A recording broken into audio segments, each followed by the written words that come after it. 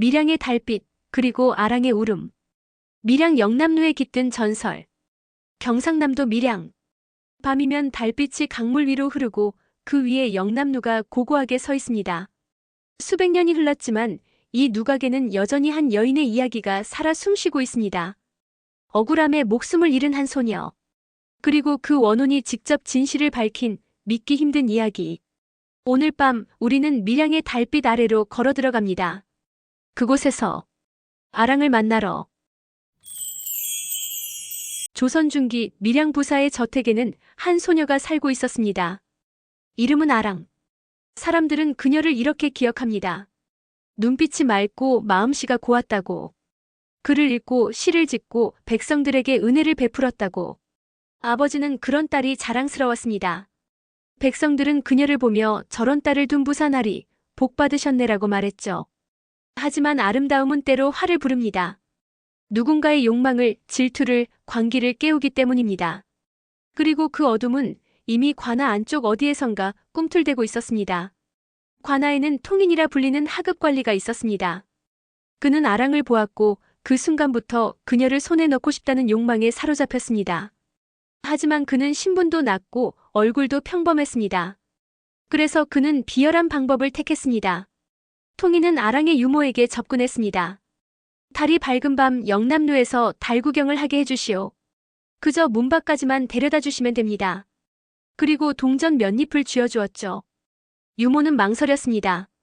하지만 가난과 두려움 앞에서 그녀는 결국 무너졌습니다. 보름달이 뜬 어느 밤, 유모는 아랑을 영남루로 데려갔습니다. 아씨, 오늘 달이 참 밝습니다. 잠깐만 누각에 올라가 보시죠. 아랑은 유모와 함께라면 좋다며 따라 나섰습니다. 하지만 누각 위에서 그녀를 기다린 것은 아름다운 풍경이 아니라 한 남자의 탐욕이었습니다. 통인이 어둠 속에서 나타났고 아랑은 소리쳤습니다. 누구십니까? 물러서시오. 제가 누구인 줄 아십니까? 저는 부사의 딸입니다. 하지만 통인은 이미 이성을 잃은 상태였습니다. 아랑이 끝까지 저항하자 그는 칼을 뽑았습니다. 달빛은 모든 것을 보았습니다. 하지만 아무도 구하지 못했습니다. 그날 밤 아랑은 대숲 아래로 쓰러졌습니다. 그녀의 흰옷은 피로 물들었고 그 눈은 하늘을 향한 채 감기지 않았습니다. 이상한 일이 벌어지기 시작했습니다. 밀양에 새로 부임하는 부사들이 하루도 채 지나지 않아 원인 모를 죽음을 맞이했습니다. 갑자기 심장이 멎거나 밤중에 비명을 지르다 숨지거나 아무 이유 없이 미쳐버리거나 사람들은 두려워하며 속삭였습니다. 밤마다 영남루에서 여자 울음소리가 들린다더라. 흰옷 입은 여인이 누각 위를 떠돈다고. 그건 아랑이야. 억울하게 죽은 아랑의 혼이 떠돌고 있어. 수년 동안 아무도 밀양 부사로 가려 하지 않았습니다. 그런데 어느 날 한 젊은 관리가 자원했습니다. 그의 이름은 이상사. 주변 사람들이 말렸지만 그는 단호하게 말했습니다. 귀신이 두려워 진실을 외면한다면 그것이야말로 산자의 수치가 아니겠소? 그는 부임 첫날 밤 직접 영남루로 향했습니다.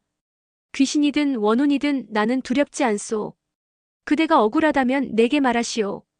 촛불을 켜고 그는 자정을 기다렸습니다. 자정. 누각의 문이 천천히 열렸습니다. 그리고 그녀가 나타났습니다.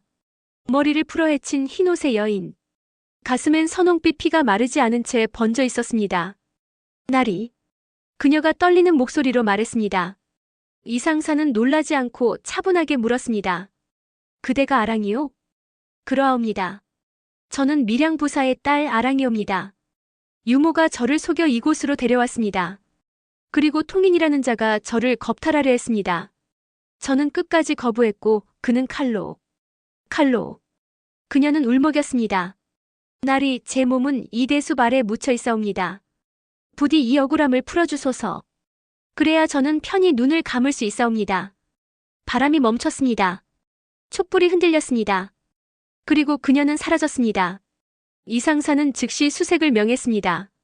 그리고 영남루 뒤편 대숲에서 아랑의 유골을 발견했습니다. 흰 천조각, 부러진 비녀, 그리고 피 묻은 흙. 이상사는 통인을 불렀습니다. 내가 그날 밤 영남루에 있었지? 통인은 발뺌했지만 이상사는 차갑게 말했습니다.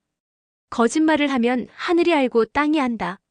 그리고 내 양심이 너를 지옥으로 끌고 갈 것이다. 결국 통이는 무너졌습니다. 제가 잘못했습니다. 그녀가 저를 거부하자 화가 나서 칼을. 통이는 법에 따라 처형되었습니다. 유모 역시 죄를 인정하고 벌을 받았습니다.